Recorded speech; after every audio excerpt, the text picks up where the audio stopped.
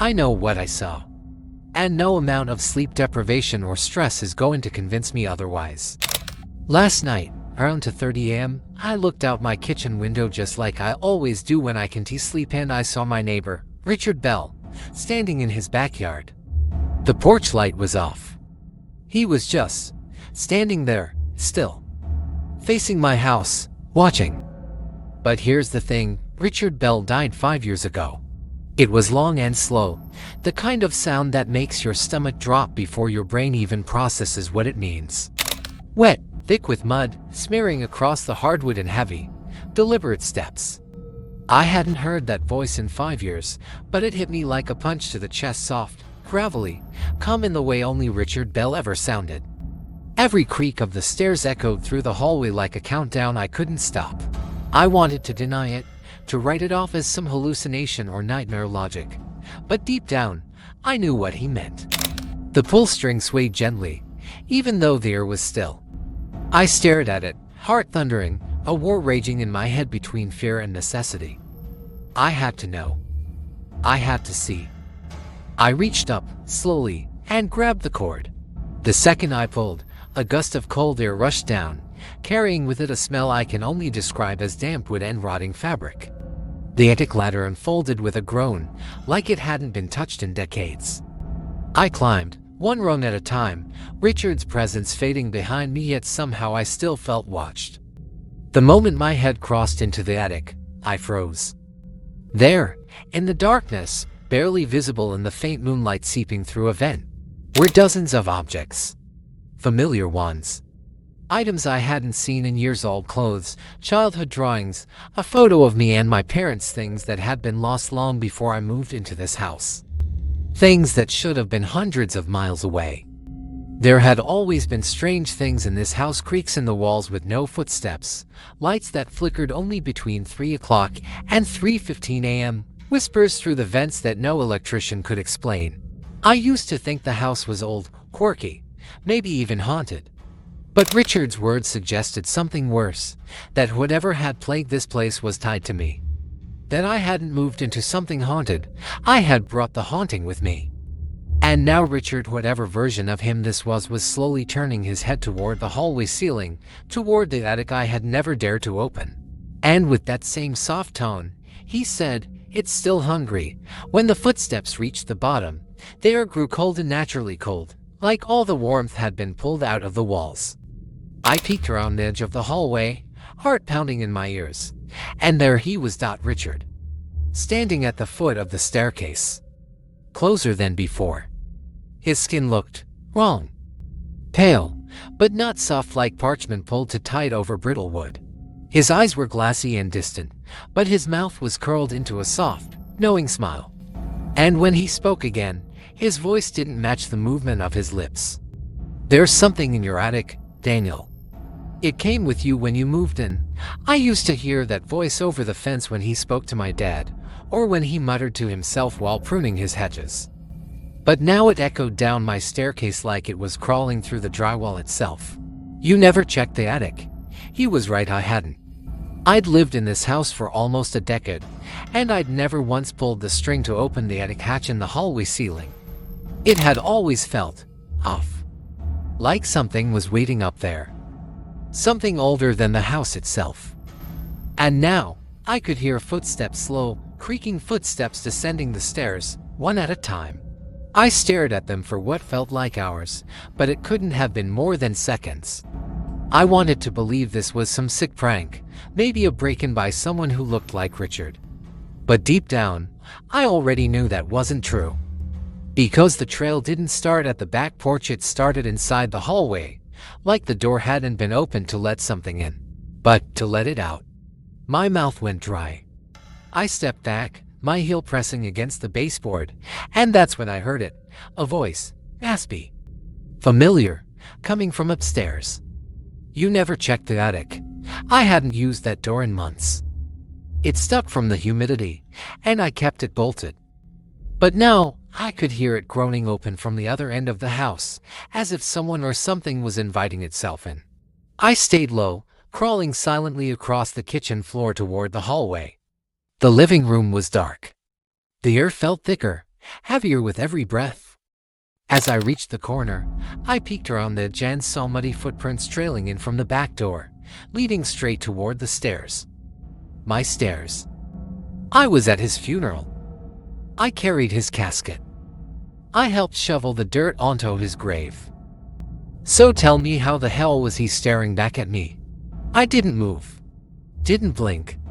I just stood there, frozen behind the glass, staring out into the dark.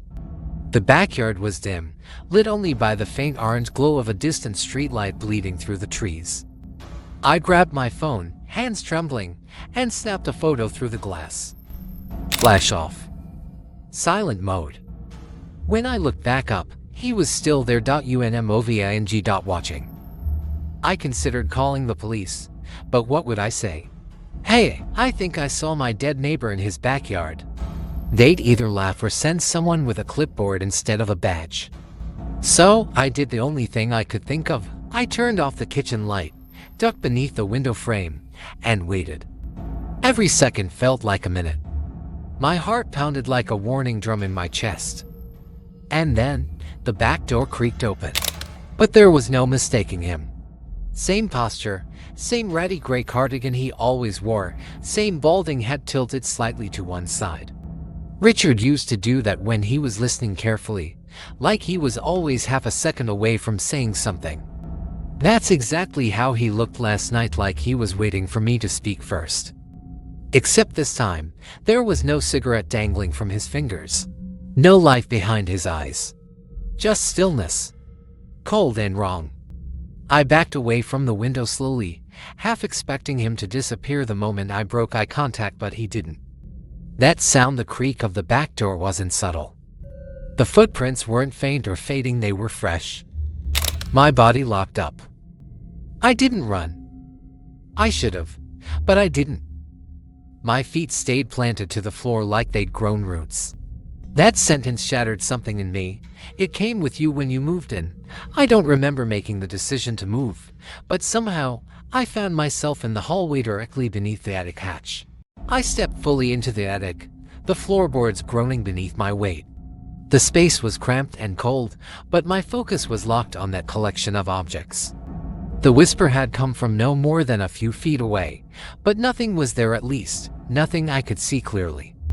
I backed away from the corner, heart hammering, and that's when I heard the scratching. My breathing was erratic, shallow, the air too thin and laced with the stench of mold and rot. I stared at it, unable to process what it meant, how it got there, who took it, or worse, what took it. My mind screamed for logic, but the attic offered none, only silence, that heavy, pressing silence that feels like it's watching you breathe. Then, the floor creaked again, but this time not in front of me, not beside me, above me. I looked up slowly. The wooden rafters loomed overhead. But something was moving through them, crawling between the beams, limbs bending the wrong way. Faster now, a low, wet dragging sound followed every motion. I held my breath. Then a face lowered from the rafters, inches from mine, upside down and smiling, Richard's face. But it wasn't him. The skin didn't fit right.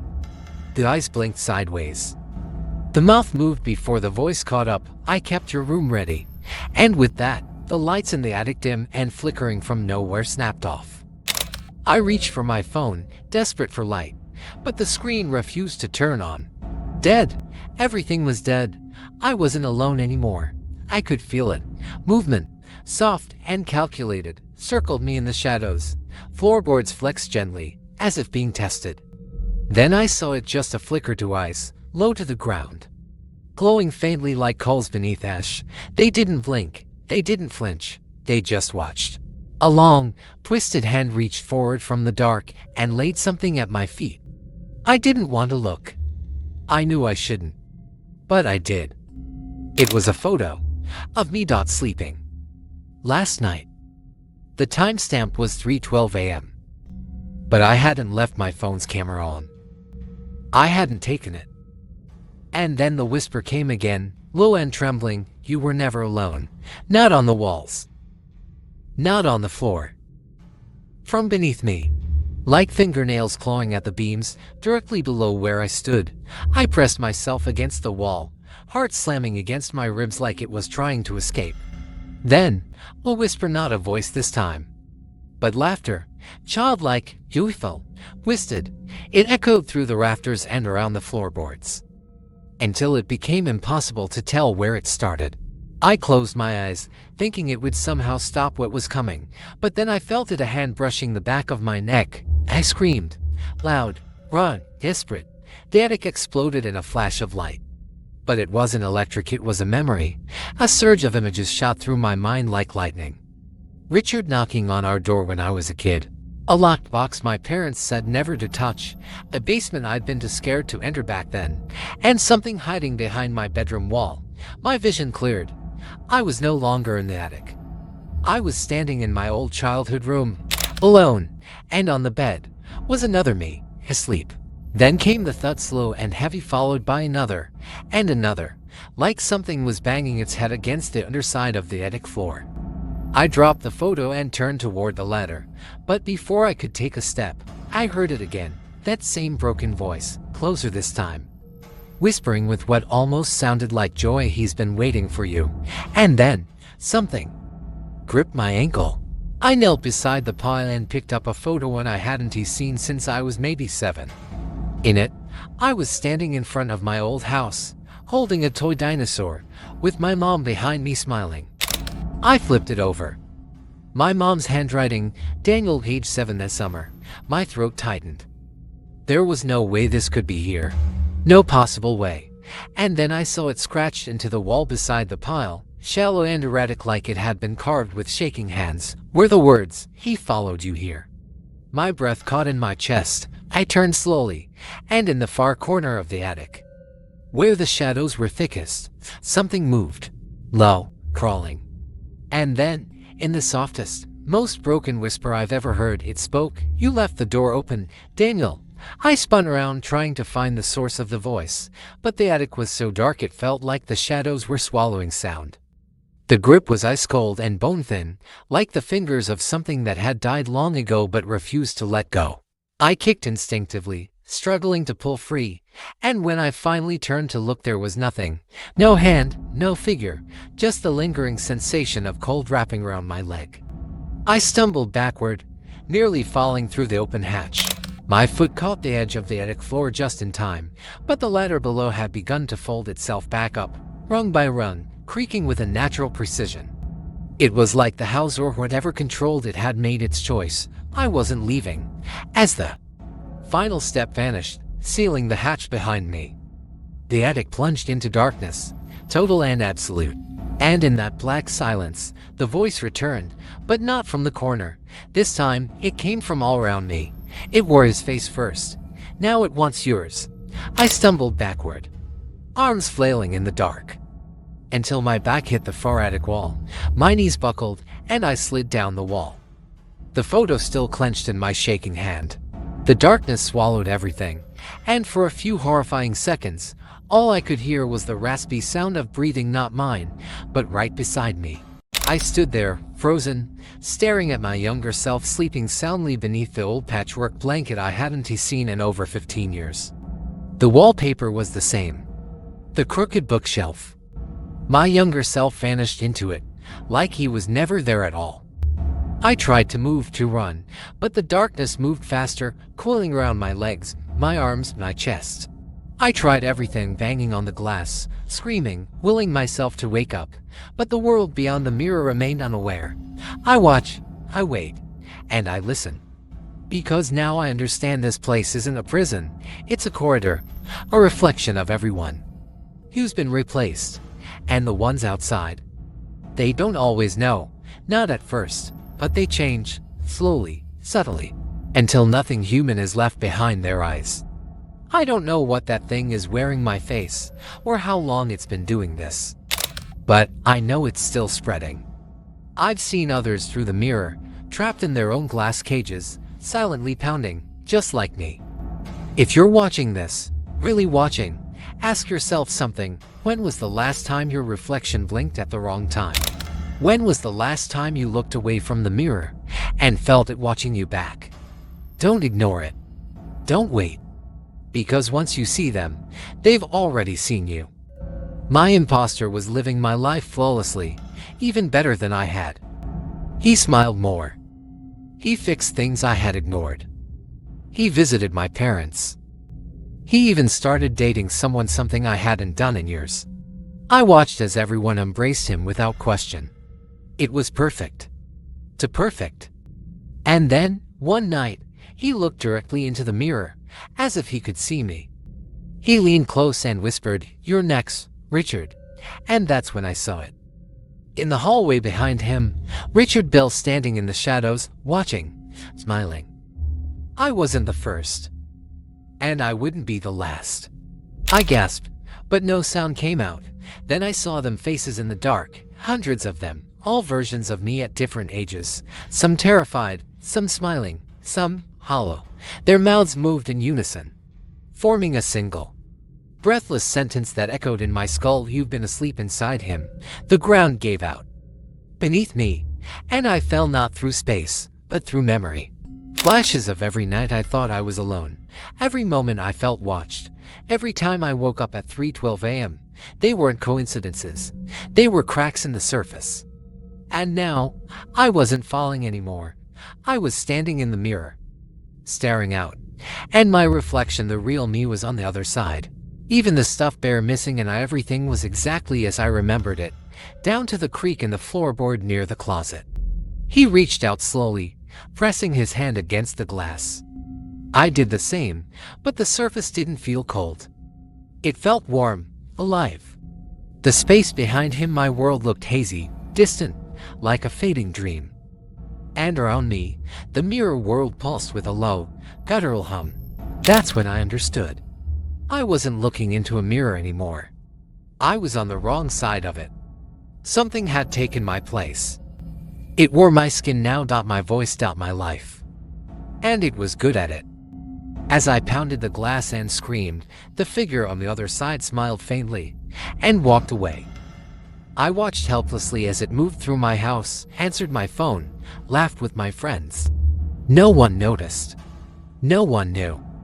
I was screaming behind glass, and no one could hear me. But this wasn't a dream. I could smell the dust, feel the cold air seeping through the window frame. I took a step forward, and my younger self twitched, murmured something in his sleep. I leaned closer. His lips were moving, repeating a phrase I couldn't quite make out. I crouched, straining to hear. And then I caught it. "Don't open the door. Don't open the door. Don't open the door," over and over, like a mantra.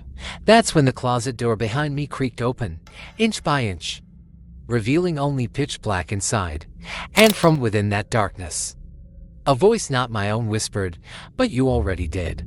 The closet door swung wide in a single and natural motion, and the darkness inside didn't behave like normal shadows. It bled into the room, consuming the floor, the bed, and even the air. My reflection stared at me, confused, afraid, just like I had been the night I first saw Richard in his backyard. Days passed, or maybe weeks. Time moves differently here, like it's suspended in syrup, always stretching, never stopping. I no longer scream. There's no point. And tonight, they're looking for someone new.